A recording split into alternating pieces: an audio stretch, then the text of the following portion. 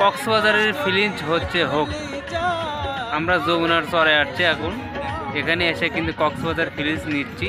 আমার সাথে আছে আমার চেয়ারম্যান এবং বন্ধুবর, এই দেখেন ইলিয়াস আহমেদ, হৃদয়।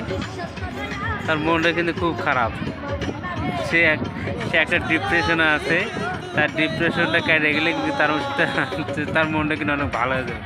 আমার সাথে আছে আমার আর একটা বন্ধু, হ্যাঁ দেখেন তার মনটা কিন্তু অনেক ভালো, কিন্তু সে এখন বাউল গানে আসক্ত।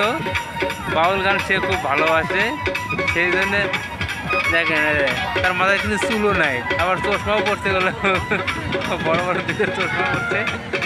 আর একজন লোক আছে, তাকে আমরা দেখাতে পারতেছি না।